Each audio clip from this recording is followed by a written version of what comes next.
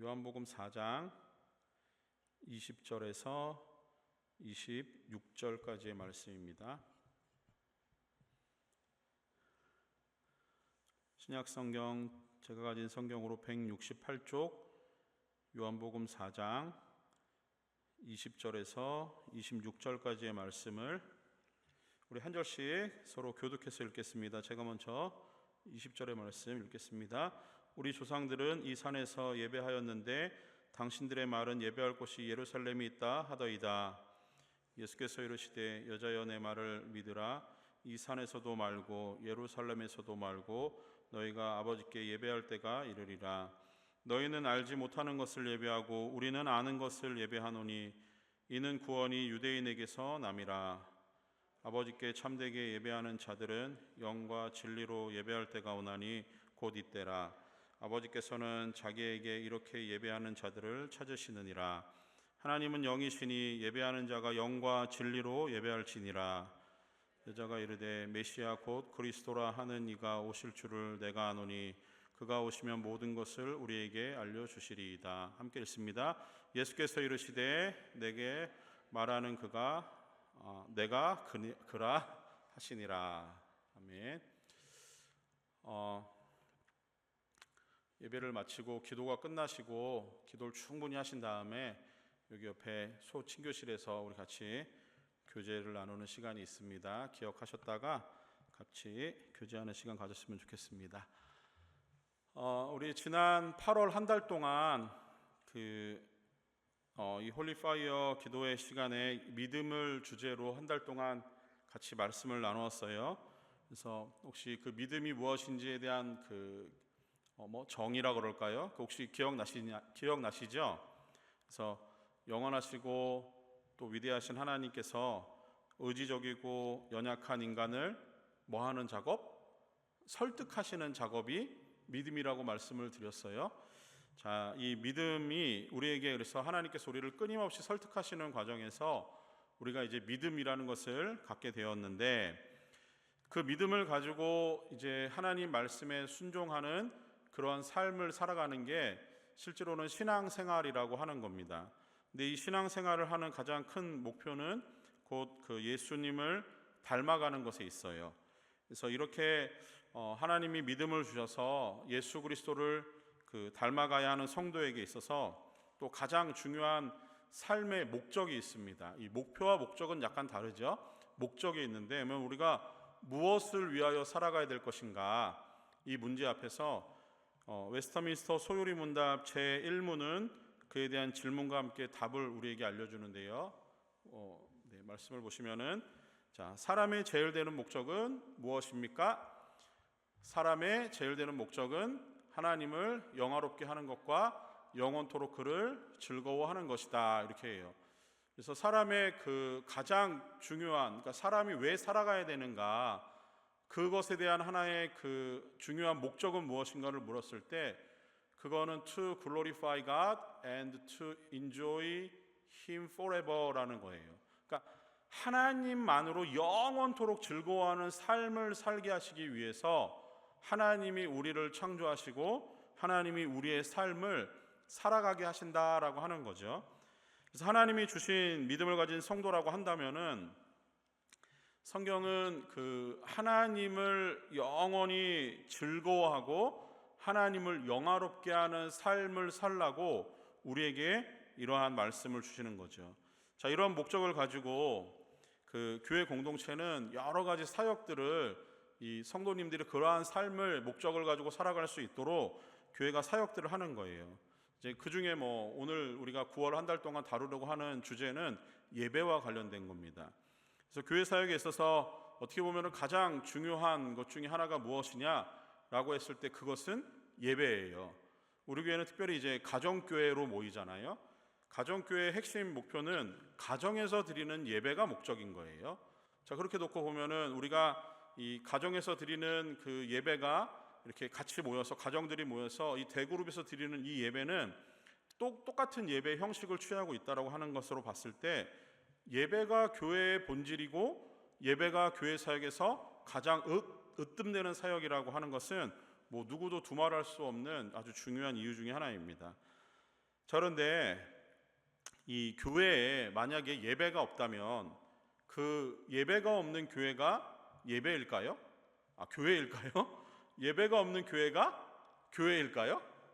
이 질문을 우리가 좀 가만히 생각해 보면서 실제로 뭐 영국이나 유럽에 있는 여러 교회들에 대한 이야기들 아마 많이 들으셨을 거예요. 교회는 교회예요. 외형적으로는 교회인데 거기에 십자가도 있고 뭐 예배를 위한 여러 가지 장치들과 설비들이 되어 있어요. 그런데 실제로 거기는 예배를 드리지는 않습니다. 그런 교회들이 되게 많아요. 그러면서 번듯하고 화려한 건물은 존재하지만 그 내부는 뭐 그 다른 어떤 회사들에 팔려가지고 어디는 서점으로 운영이 되는 교회들도 있고요. 카페가 있는 교회들도 있고 레스토랑, 극장, 뭐 박물관 아니면 서커스가 공연하는 공연장 이런 것들로 다 팔려가지고 교회가 십자가는 있고 교회 모양인 것 같지만 예배가 없는 교회가 되어버린 현실을 지금 영국뿐만이 아니라 유럽 교회들이 보고 있는 실정입니다. 근데 뭐 그 정도면은 양호하다 이런 표현을 해서는 절대 안 되는 거죠. 하나님의 교회가 그렇게 망가졌는데 그게 서점으로 변하고 카페로 변하고 좀 양호하네 이렇게 하면 안 되는 거예요. 심지어 이제는 그 교회들은 술집에 팔리고 스트릿바로 팔려가지고 뭐 정말 망측한 일들이 교회 안에서 벌어지고 있는 현실입니다. 심지어는 어떤 교회 건물은 이슬람 사원으로 팔려서 거기서 무슬림들이 모여서 예배하는 장소가 되었다라고 하더라고요. 한때는 종교개혁의 아주 핵심 역할을 감당했던 나라들, 그리고 그 개혁교회를 탄생시켰던 그 나라들의 교회들이 이제는 예배를 드리지 않는, 그래서 교회의 모습은 갖추고 있을지 모르지만 교회가 아닌, 그래서 일반 사람들에게는 볼거리와 먹거리와 즐길 수 있는 놀거리를 제공하는 그런 곳으로 전락했다라고 한다는 이 사실, 심지어는 이방의 그 우상들이 들어와서 우상을 숭배하는 장소로 변했다라고 하는 사실들은 우리가 듣기에 가히 충격적인 사실들임은 분명합니다. 여러분, 예배가 없는 곳, 그곳은 교회가 아니에요. 그렇다고 해서 예배는 있기는 하지만 그 예배가 하나님을 향한 예배가 아니라면 그것도 교회는 아닙니다. 그러나 교회가 아니지만 하나님을 예배하고 또 그 속에서 하나님의 영광이 드러나고 하나님을 즐거워하는 사람들이 모여있는 곳이라고 한다면 그곳은 건물을 갖추고 있지 않아도 우리는 그곳을 교회라고 합니다. 자, 이제 그래서 우리가 한 달 동안, 이 9월 한 달 동안 이 예배에 대해서 같이 이야기를 나누려고 하는데, 과연 예배가 무엇이길래 이 예배가 있느냐 없느냐에 따라서 교회의 존폐가 결정이 되고 누구를 향해서 예배를 드리냐에 따라서 그 교회가 우리가 생각하는 기독교회이고 개혁교회인지 그것을 판가름하는 것인지, 예배가 도대체 무엇인지 그것에 대해서 하나하나 되짚어 보면서 우리들이 드리고 있는 현재 이 예배를 좀 점검을 해보고, 그리고 더 나아가서 바른 예배의 모습과 우리는 어떤 마음으로 하나님 앞에 예배를 회복해 나가야 될 것인가 하나하나 되짚어보는 시간이 되기를 소망합니다. 먼저 그 예배가 무엇인지에 대한 좀 정의를 내리는 게 필요한 것 같아요. 자막을 한번 띄워주시면요, 예배란 뭐 히브리어, 헬라어, 영어, 한국어 이렇게 쭉 나오면 뭐 예배는 이렇게 설명이 돼요. 먼저 히브리어로 보면 아바드라고 하는 단어를 쓰는데 이게 그 섬김, 순종이라고 하는 의미를 가지고 있습니다. 그리고 구약에서 예배를 표현할 때는 샤하라고 하는 단어도 써요. 이거는 뭐 복종하다, 굴복하다라고 하는 의미가 있어요. 이게 이제 헬라어로 넘어와서 보면은 프로스키네오라 그래가지고 이 프로스키네오는 조금 더 그 어떤 행동적인, 행위적인 것을 묘사하고 있는데 그 의미가 이런 의미예요. 종이 그 주인의 발 앞에 무릎을 꿇고 그 주인을 존경하는 마음과 경외하는 마음으로 그 발에 입맞추는 행위를 프로스키네오라고 하는 단어의 의미 속에 담겨져 있습니다. 그리고 우리가 알고 있는 뭐 영어로 월십은 두 가지가 합성된 단어인데 월스라고 하는 단어와 쉽이라고 하는 단어가 섞여서 가치 있는 관계, 뭐 어떤 가치 있는 그분에게 예배드리는 그 관계를 맺고 있는 것에 대해서 월십이라고 하는 단어를 쓰더라고요. 조금 의역을 해보면은 월십은 이런 거예요. 존경을 받을 만한 그 신분을 갖추고 그 가치를 가지고 있는 분이라고 하는 의미 속에서 월십은 곧 하나님을 향한 우리의 예배를 의미합니다. 한국말로 예배는 예의를 갖추어 절하는 행위를 예배라고 해요. 자, 이 내용을 조금 정리해 보면은 예배라고 하는 단어가 가지고 있는 이 의미 속에 그 예배를 받으시는 분이 누구이신지에 대한 주체가 분명히 드러나지요.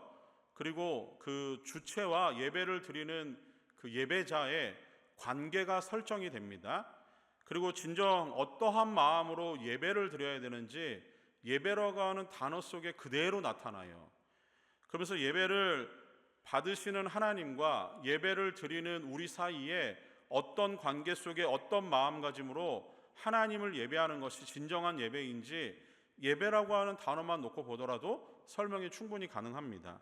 그래서 예배는 제가 여러 가지 단어들을 통해서 봤지만 제가 정말 좋아하는 예배는 헬라어에 있어요. 프로스키네요.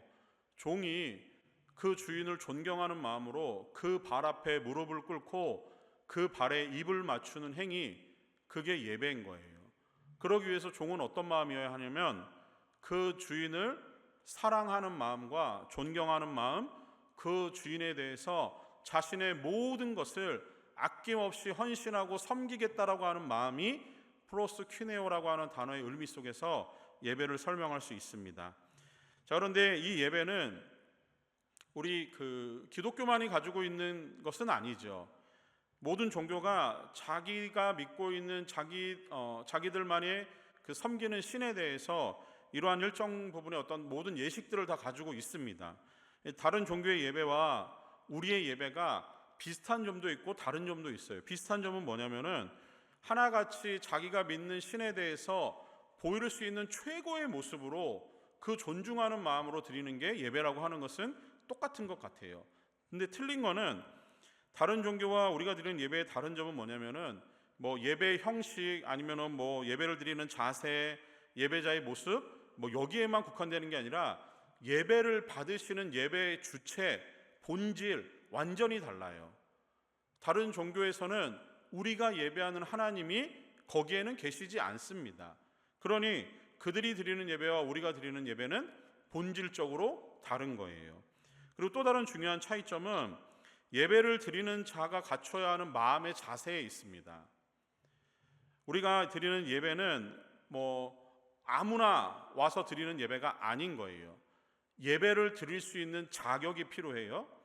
제가 오늘 이 요한복음에 있는 그 본문의 말씀을 통해서 그 자격을 같이 나눌 텐데, 이 자리에는 그 불교를 믿는 사람들, 무슬림들 아니면 다른 종교를 가진 사람들이 와서 우리와 똑같은 형식과 똑같은 자세를 가지고 하나님을 예배한다라고 했을 때 그 예배는 하나님이 받으시지 않습니다.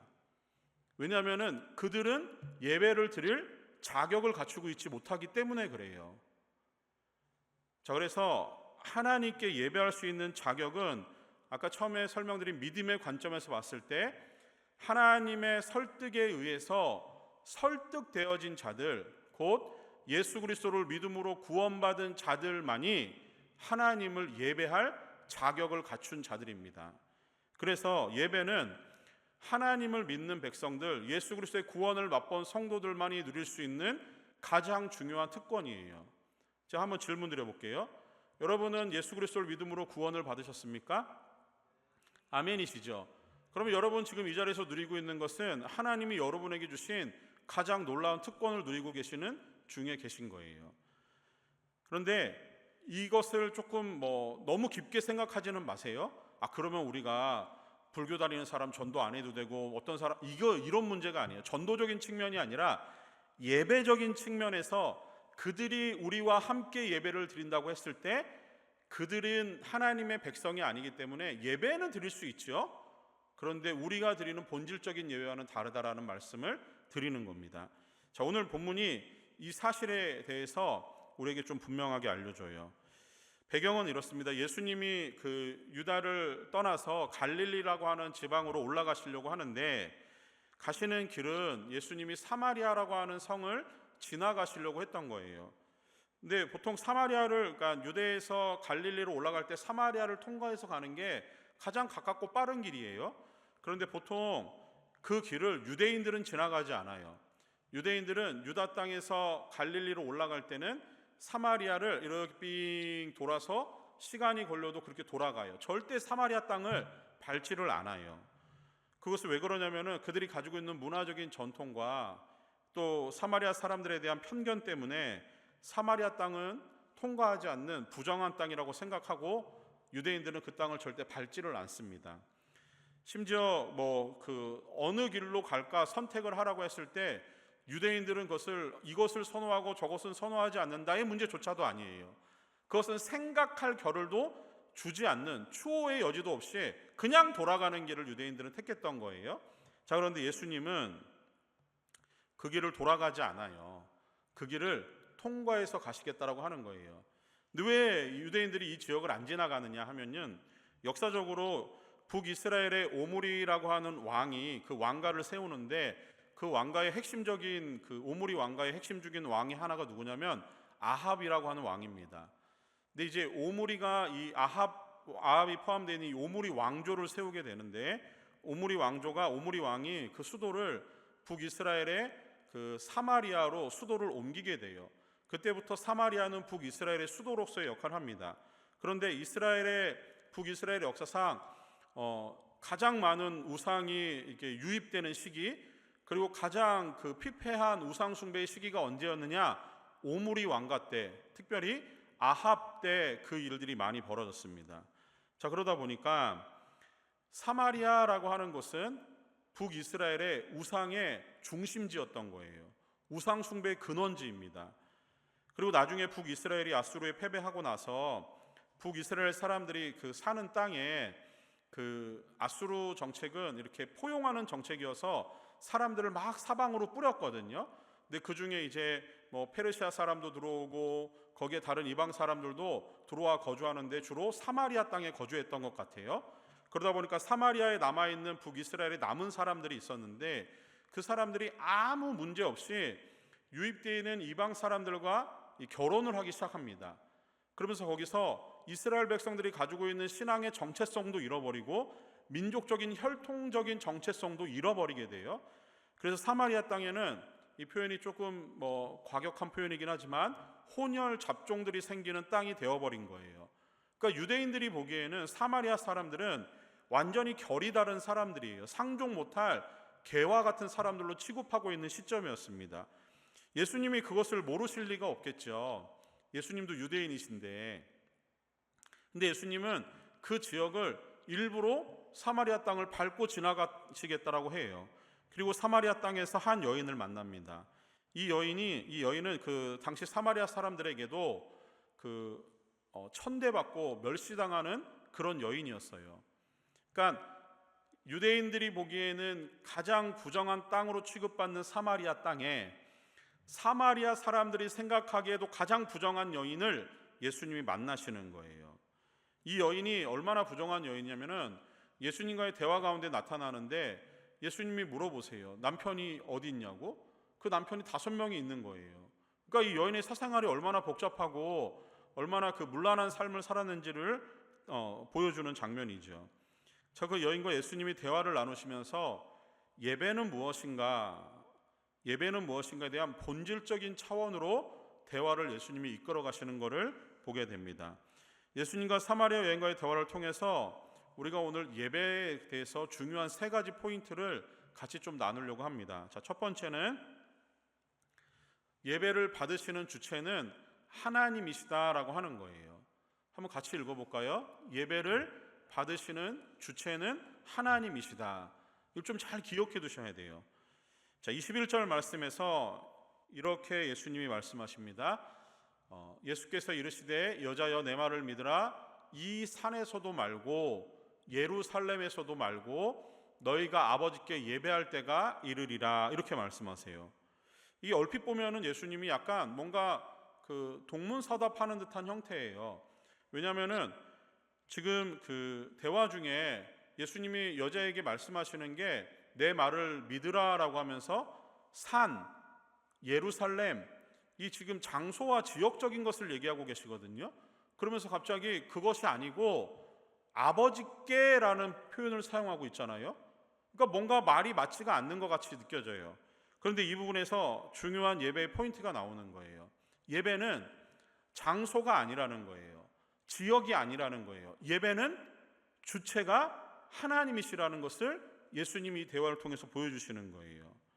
그래서 예수님은 이 부분을 통해서 예배는 본질적으로 하나님이 예배 자체가 되신다라고 하는 것을 설명하고 계십니다. 그래서 우리는 모두가 우리의 예배는 하나님이 받으시는 것이라는 것을 분명히 깨닫고 기억해야 됩니다. 그래서 다시 한번 우리가 이 부분을 마음에 새기면서 자막을 한번 띄워주시면 같이 한번 읽어볼게요. 나는 그 부분입니다. 나의 예배는 없습니까? 없습니다. 있습니다. 여기죠. 같이 읽겠습니다. 시작. 나의 예배는 하나님을 향한 예배이다. 여러분 이거 좀 마음에 새겼으면 좋겠어요. 우리가 드리는 예배는 장소와 시간의 개념이 아니라는 거예요. 우리의 예배의 본질은 하나님이에요. 우리는 하나님을 향해서 예배하는 사람들이에요. 하나님이 예배를 받으신다라는 것을 꼭 기억하셔야 됩니다. 우리의 예배의 본질이 놓쳐지면 안 되는 거예요. 시간과 장소와 형식과 도구가 아니라는 거예요. 물론 정해진 시간, 정해진 장소, 거기서 갖추어진 형식을 통해서 준비되어져 있는 예배를 드리는 것은 너무 중요한 일이에요. 그러나 그것은 예배의 본질은 아니라고 하는 겁니다. 그것은 모두 본질인 하나님의 예배를 담아내는 수단이고 도구예요. 그런데 이 수단에 치중하고 그것만을 생각하고 거기에만 집중하다 보면은 본질을 잃어요. 언젠가 또 말씀드린 것 같아요. 수단, 형식 너무 중요한데 그것을 담아내는 그 수단과 형식이 본질을 뒤엎을 수는 없는 거예요.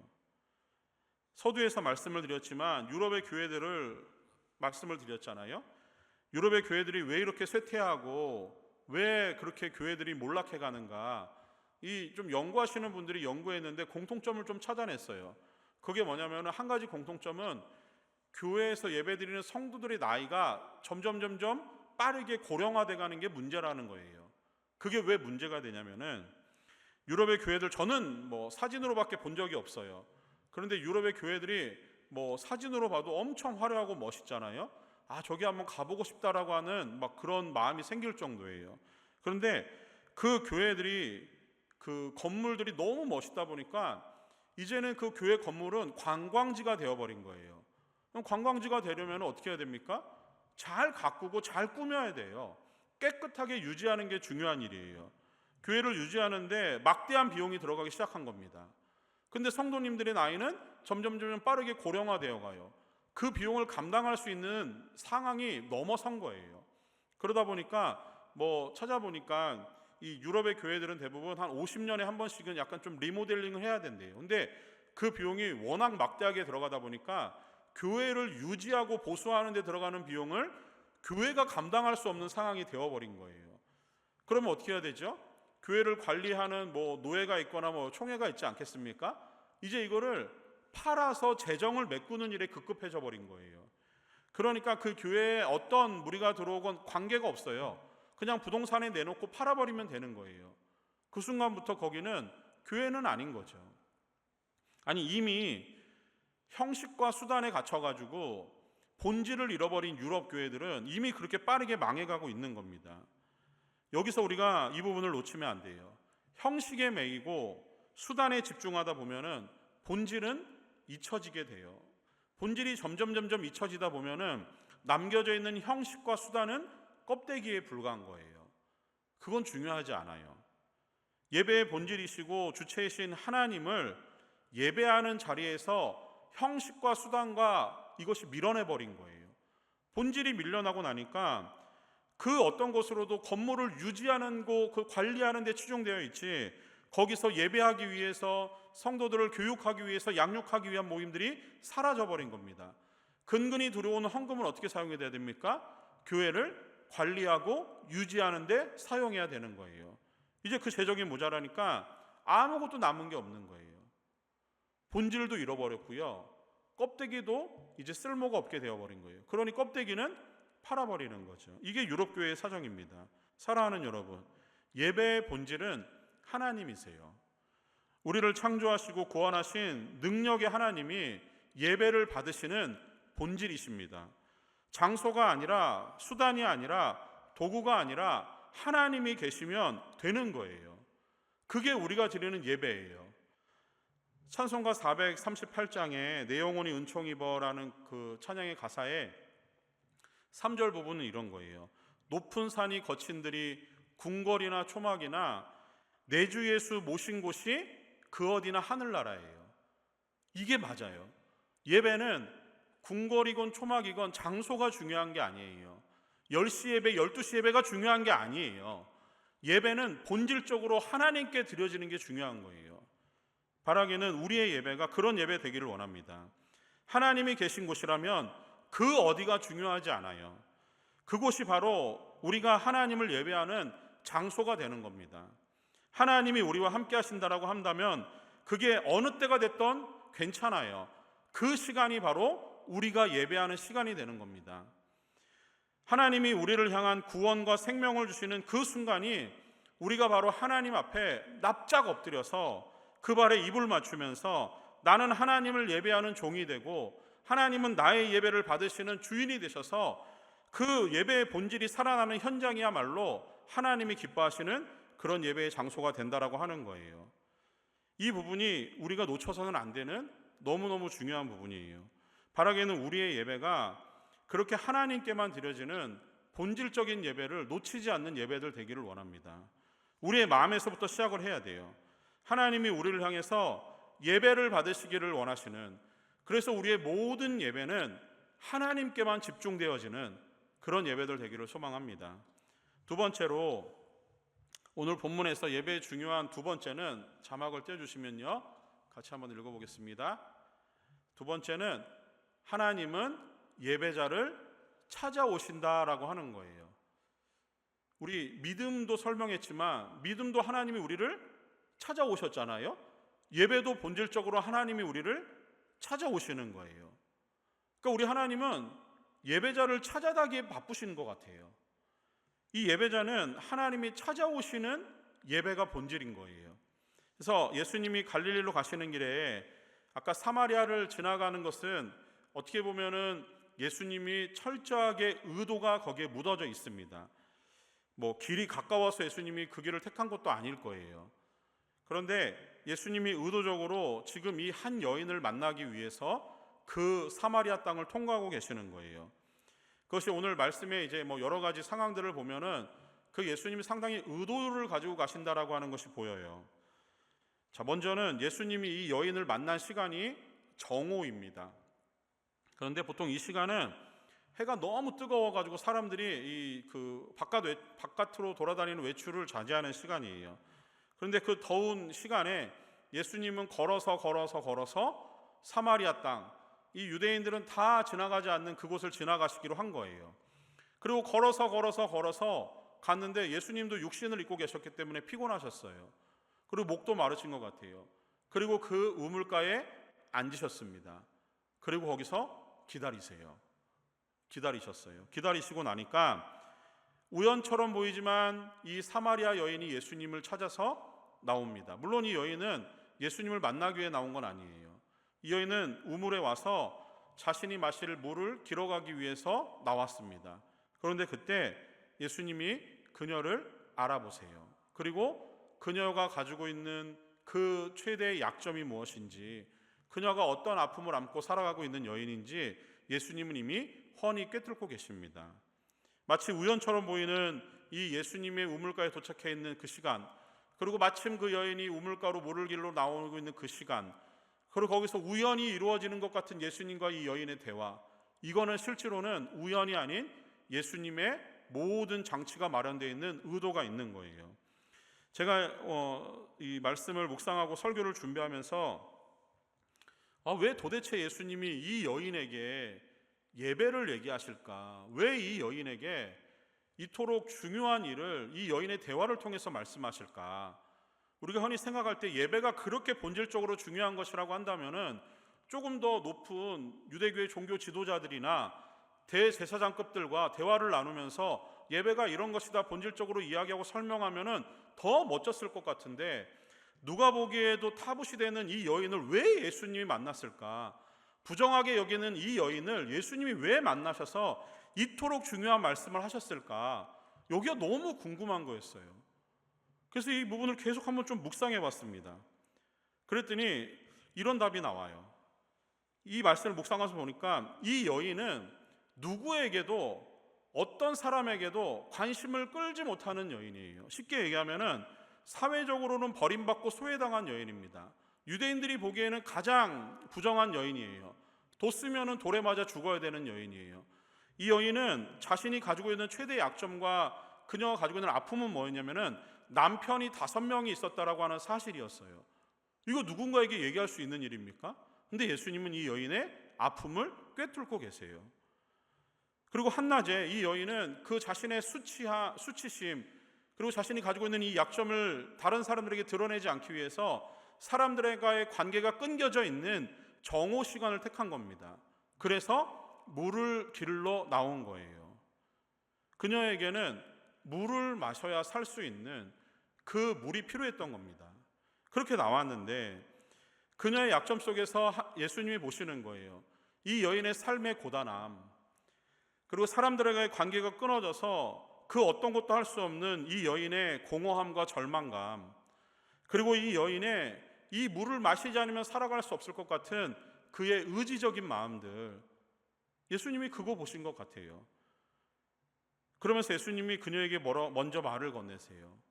그리고 그녀의 아픔이 무엇인지, 그녀가 지금 겪고 있는 그 고통이 무엇인지를 예수님이 먼저 물어보시고 끄집어내십니다. 그리고 예수님은 그녀에게 이런 말씀을 하시는 것 같았어요. 예배를 회복하라고. 지금 너가 안고 있는 아픔, 너의 슬픔, 사람들로부터의 소외당함, 너가 가지고 있는 좌절감, 이것 아니면 살아갈 수 없을 것 같은 그 의지, 그것을 가지고 예배를 회복하라고. 네가 살 수 있는 유일한 길은 이제 예배를 회복하는 길밖에 없다고 예수님이 말씀하시는 것 같았어요. 사랑하는 여러분, 우리의 삶이 완전하지 않다라는 것 잘 알아요. 다른 사람들과 비교당하고 그 속에서 작아지고 초라해지는 자신의 모습을 발견할 때도 있지 않습니까? 반대로 나는 너무 잘난 것 같아서 우월감과 성취감을 가지고 살아가는 우리 성도님들도 있을 거예요. 그런데 그 속을 뒤집어 까놓고 보면은 그 안에 남아있는 거는 공허함과 텅 빔 아닙니까? 우리의 이런 부족함과 연약함 속으로 완전하신 주님이 찾아오셨어요. 그리고 우리 안에 있는 모든 것들이 오직 하나님만을 바라고 그 하나님만을 예배하기를 원하신다라고 말씀하시는 것 같아요. 이 여인은 예수님을 만나고 나서 당장 동네로 뛰어들어갑니다. 사람들을 만나기에 꺼려하고 사람들과의 관계가 끊어졌던 그녀가 사람들 앞으로 당당하게 나서요. 그리고 사람들에게 예수님이 오셨다라는 이야기를 하며 예수님을 선포합니다. 소망 없던 그녀의 삶에 주님이 찾아오셨어요. 예배라고 하는 화두를 던지고 나서 이 여인의 삶은 극적인 소망을 가지고 회복되기 시작하는 모습을 보여줍니다. 하나님을 참되게 예배하는 자들을 하나님은 찾으세요. 그리고 하나님은 그를 만나기를 원하십니다. 예배자의 삶을 통해서 하나님은 그의 삶을 만지심과 동시에 회복하시기를 원하시는 거예요. 그리고 하나님은 그의 절망과 슬픔과 아픔을 바꾸어서 소망의 길로 걸어가라고 말씀하시는 거예요. 그 능력의 하나님을 만나는 자리가 바로 예배의 자리입니다. 그렇게 하나님이 아프고 상처받은, 그래서 아무짝에도 쓸모없는 우리의 삶에 예배를 위해서 찾아오시는 거예요. 그 놀라우신 하나님이 우리의 삶을 그렇게 어루만지시고 그렇게 다루어 가시는 겁니다. 그게 예배인 거예요. 우리가 그런 예배를 삶을 통해서 회복하는 은혜가 있기를 소망합니다. 세 번째로 오늘 예수님은 이 여인과의 대화 속에서 예배의 중요한 세 번째 포인트를 우리에게 알려주세요. 자막을 보시면 같이 한번 읽어볼게요. 셋째, 우리의 예배는 영과 진리로 드리는 예배가 되어야 한다라는 겁니다. 우리의 예배는 영과 진리로만 드리는 예배가 되어야 되는 거예요. 예배를 드리는 우리의 영적 마음의 자세를 이야기하는 부분입니다. 하나님은 참된 예배자를 찾고 계세요. 그 참된 예배자는 영과 진리로 예배하는 자라고 말씀을 합니다. 그러면 영과 진리로 예배하는 것이 무엇인가? 이게 그 앞에 있어요. 그 앞에 하나님은 영이시니 예배하는 자가 영과 진리로 예배하래요. 자, 영과 진리로 예배하는 이유는 하나님이 영이시기 때문에 그래요. 하나님이 영이시다라고 하는 것은 하나님의 속성에 있습니다. 하나님은 영이시기 때문에 우리처럼 시간과 공간의 제약을 받지 않으세요. 하나님은 영이시기 때문에 어떤 물질적인 제약을 받으시는 분이 아니라고 하는 겁니다. 그래서 하나님은 언제나 어디서나 계시는 분이세요. 그리고 하나님은 그곳에서 예배를 받으시는 분이라는 거죠. 이것이 우리에게 때로는 큰 위로가 되기도 하고 큰 은혜가 되기도 하지만, 때로는 하나님이 어디에나 계시는 하나님, 언제나 계시는 하나님이라는 사실이 때로는 우리를 굉장히 큰 위협과 두려움을 주는 사실이기도 해요. 우리는 대부분 교회에서 일주일에 몇 시간을 보내시는지 잘 모르겠어요. 근데 보내봐야 한 2시간, 3시간, 많으면 4시간 이렇게 보내신다고 했을 때 대부분의 시간은 어디서 보내십니까? 여러분들은 집에서, 여러분의 직장에서 삶을 살아가시잖아요. 근데 그 삶 속에서 하나님이 영으로 계신다라고 하는 이 사실을 한번 적용해 보세요. 하나님이 어디에나 계시고 언제나 계시는 하나님이 우리의 교회에만 계시는 게 아니라, 여러분이 예배드리는 장소에만 있는 게 아니라 여러분의 삶의 모든 곳에서 함께 하신다는 거예요. 이게 우리에게 아멘이 되시죠. 이게 위로가 되고 소망이 되고 용기가 돼요. 그런데 여러분, 이 하나하나를, 여러분의 삶의 모든 시간들을 하나님이 다 지켜보고 있다라고 한번 생각해 보세요. 하나도 빠짐없이 여러분의 말투, 여러분의 행동, 심지어 여러분이 하고 있는 생각, 여러분의 손과 발이 움직이고 있는 모든 것들 하나님이 지켜보고 계세요. 뿐만이 아니라 여러분의 마음의 감정, 정서, 하나님이 다 훑어보고 계세요. 그 하나님은 영이시기 때문에 언제나 우리와 함께 하시는 분이세요. 이게 여러분에게는, 이런 하나님의 존재가 여러분에게는 어떻게 다가오고 있습니까? 여러분의 마음 깊은 곳을 하나님께서 들여다보고 계신다라고 하면은 여러분은 하나님 앞에서 어떤 마음가짐을 가지고 살아가야 되겠습니까? 하나님은 우리에게 참된 예배자는 영이신 하나님을 영과 진리로 예배하는 자라고 말씀하세요. 영이신 하나님께서 우리의 삶의 모든 것들을 들여다보시고 그 하나님께서 우리의 삶에 한 시간도 빼놓음 없이 다 살펴보고 계신다고 한다면 여러분은 하나님 앞에 제대로 설 수 있겠습니까? 하나님은 거룩이셔서 거룩하지 않은 것은 하나님 앞에서 소멸되게 되어 있어요. 근데 우리가, 하나님이 우리와 우리의 삶의 모든 것을 다 들여다보심에도 불구하고 우리가 소멸당하지 않아요. 그 이유는 영과 진리가 우리와 함께하기 때문입니다. 그래서 영과 진리로 예배한다는 것은 우리의 타락한 본성과 우리의 영으로는 하나님을 예배할 수 없을 그 상태에 이르렀지만, 감히 하나님 앞에 설 수 없는 우리, 자격을 갖추고 있지 않는 우리를 위해서 오직 하나님의 영으로만 예배할 수 있는 특권을 주시는 거예요. 그리고 진리이신 예수님을 통해서만 하나님을 예배할 수 있도록 우리를 이끄시는 겁니다. 우리의 조건과 우리의 열심으로 드리는 예배를 하나님이 원하시는 것이 아니라, 하나님은 예수 그리스도를 믿음으로 구원받은 백성이 성령을 의지하여 하나님을 예배하기를 원하시는 거예요.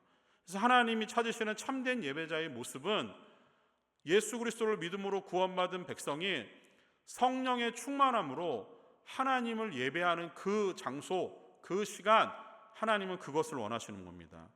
이게 단순히 우리가 드리고 있는 교회 이 예배당 안에서만 벌어지는 일이 아니라는 거예요. 우리의 삶이 늘 예수로 충만해야 되고 우리의 마음이 늘 성령으로 충만해야 되는 거예요. 그래서 하나님이 찾으시는 참된 예배자의 삶으로 살아가야 된다고 하는 말씀입니다. 하나님은 지금도 하나님을 예배하는 참된 예배자를 찾고 계세요. 하나님은 항상 진실된 마음으로 하나님을 찾고 하나님을 기다리는 그런 예배자를 하나님이 찾으시며 만나주시기를 원하고 계십니다. 우리가 모여서 예배를 드릴 때마다 우리의 예배의 본질이시고 또 우리의 예배를 받으시는 그 주체 되시는 하나님을 우리가 늘 주목할 수 있기를 소망합니다. 우리의 예배를 방해하는 온갖 것들은 다 내려놓으세요. 형식과 수단과 도구에 갇히지 마시고 본질을 붙드십시오. 그리고 우리의 예배는 온전히 하나님만을 예배하는 참된 예배가 되기를 소망합니다. 때로는 갖추어져 있지 않는 형식, 때로는 준비되지 않는 모습 속에서도 우리는 영과 진리로 하나님을 예배할 수 있는 믿음의 사람들 되기를 원해요. 지금이야 우리가 아주 좋은 시대를 살아가다 보니까 누구나 다 자유롭게 하나님을 예배할 수 있습니다. 그러나 종말로 향하면 향할수록 우리의 예배는 핍박과 방해를 받게 되어 있어요. 여러분이 자유롭게 드리는 이 예배가 언젠가는 억압과 고통과 또 슬픔 가운데 드려야 될 예배가 있을 것입니다. 그 순간에도 잊지 마십시오. 우리는 영과 진리로 예배하는 사람들입니다. 여러분이 드리는 모든 예배 현장이 영과 진리로 예배하며 하나님이 찾으시는 참된 예배자의 모습으로 하나님을 만나는, 그래서 우리가 드려지는 모든 예배 시간마다 하나님이 이 예배를 받으시고 기뻐 춤추시는 그런 우리의 예배가 되기를 간절히 소망합니다. 우리 함께 기도하겠습니다. 자비로우신 하나님, 참 고맙습니다. 우리가 이 시간 예수님이 사마리아 여인과 대화하는 가운데 그 속에서 예배가 무엇인지, 우리가 무엇을 추구하며 어떤 예배를 드려야 할 것인지를 말씀해 주시니 감사를 드립니다. 하나님, 우리의 예배는 하나님만을 향한 예배가 되기를 원합니다. 이 예배 시간에 나의 그 무엇이 드러나지 않게 하여 주시고 우리의 실력과 우리의 어떠한 자랑이 하나님 앞에 드러나지 않고 온전히 하나님의 이름만이 높아지는 그런 예배 되기를 소망합니다. 하나님, 우리의 모든 마음이, 우리의 모든 생각이, 우리의 모든 행위가 온전히 하나님 앞에 영과 진리로만 드려지는 그런 예배 되기를 소망합니다. 특별히 우리가 살아가는 삶의 모든 현장들이 그렇게 하나님을 만나고 진실되게 하나님을 섬기고 사랑하며 거룩하신 주인 되신 하나님 앞에 종된 마음으로 무릎을 꿇고 하나님의 발에 입을 맞추는 그런 예배자들 될 수 있도록 은혜를 베풀어 주시옵소서. 감사하며 예수님의 이름으로 기도합니다.